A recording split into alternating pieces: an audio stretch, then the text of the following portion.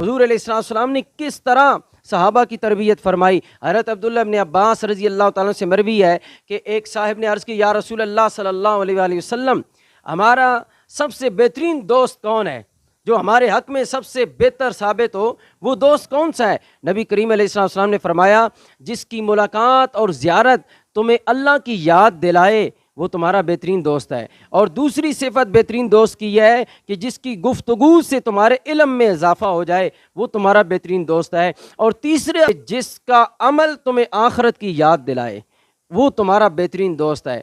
आज क्या हमारे दोस्ती के मयार ये हैं?